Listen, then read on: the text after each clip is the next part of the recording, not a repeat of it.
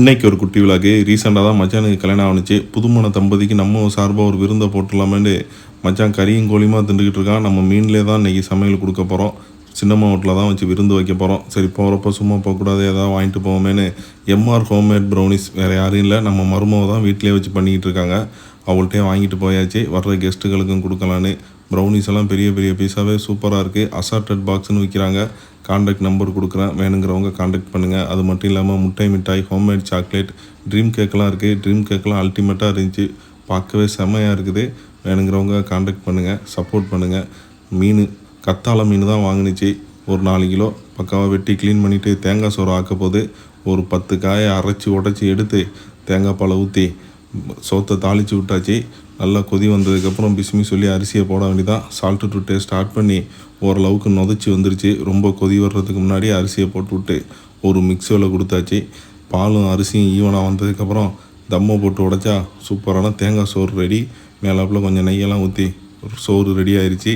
மீனானம் மீன் fry, மீன் மசாலா தான் பண்ண போகிறோம். மீனானத்துக்கு சூப்பராக செலவு கரைச்சி வச்சாச்சு. எண்ணெயை ஊற்றி வெந்தயம் வெங்காயமெல்லாம் போட்டு நல்லா வதக்கி எடுத்துக்கணும். நல்லா கவுனர் மாலை கலருக்கு வந்ததுக்கப்புறமா காஷ்மீரி மிளகாய்த்தூள் 2 தேக்கரண்டி ஆட் பண்ணி மிளகாத்தூள் சிவப்பு வாடையெல்லாம் போனதுக்கப்புறம் அதில் கொஞ்சமாக கோப்பையில் அள்ளி வச்சாச்சு. ஃபைனலாக தேவைப்படும். அது கூடவே கரைச்சி வச்ச செலவு ஊற்றியாச்சு. புளிக்கரைசலில் மல்லித்தூள், மிளகாய்த்தூள், பச்சை மிளகா, தக்காளி எல்லாத்தையும் நல்லா பிணைஞ்சி விட்டு ஊற்றி கூடவே கொஞ்சமாக தேங்காய் பாலையும் ஆட் பண்ணி சம் வாட்டர், தேவையான அளவு தண்ணியை ஊற்றி திக்னஸ் இந்த கன்சிஸ்டன்டி இருந்தால் போதும்.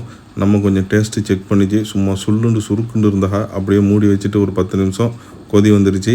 மீனை இறக்கி விட வேண்டிதான். ஒன்று ஒன்றா அப்படியே பட்டும் படாமல் இறக்கி விட்டு மெதுவாக லேசாக கிண்டி விட்டு மூடி வச்சாக்கா 10 நிமிஷத்தில் மீன் வந்துடும். அதுக்கப்புறம் என்ன, அவளுக்கு ஜோடியாக மாங்காவை இறக்கி விட்டாச்சு. தனியாக கிடக்கிறகலை தனியாக கிடந்தால் ஒத்துக்காத அப்படின்னு சொல்லிட்டு மாங்காய் வெந்ததுக்கப்புறமா நம்ம எடுத்து வச்ச வெங்காயம், சில்லி ஆயில் அதையும் ஊற்றினா மீனான ரெடி.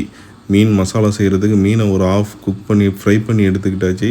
மசாலா சூப்பராக ரெடி பண்ணியாச்சு. கொஞ்சமாக தேங்காய் பாலையும் ஊற்றி விட்டு பொரிச்சு வச்ச மீன் எல்லாத்தையும் இறக்கி விட வேண்டியதான். அவள் கூடவே நீந்த விட்டுருவோம். எல்லாத்தையும் ஒன்று ஒன்றா இறக்கி விட்டு சிம்மில் வச்சு ஒரு 5 நிமிஷம் குக் பண்ணிக்கிட்டால் சூப்பரான மீன் மசாலா ரெடி. மீன் மசாலா வீடியோ நம்ம சேனலில் ஆல்ரெடி இருக்குது, பார்க்குறவங்க பார்த்துக்கிறங்க. ரெசிபி வேணால் தேங்காய் சோறு, மீனான மீன் ஃப்ரை, பிரெட் ஸ்வீட்டு, முட்டைக்கோசு பொரியல் எல்லாம் சாப்பிட உட்காந்துருச்சு. நம்மளும் வச்சு சும்மா இருக்குன்னு இருக்க வேண்டியதான். எல்லாம் ரேஸில் ஓடிக்கிட்டு இருக்கு.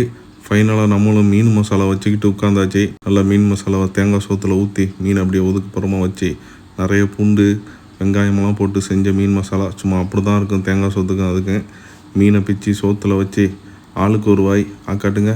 மீண்டும் வேறு ஒரு வீடியோவில் சந்திப்போம். பாய்.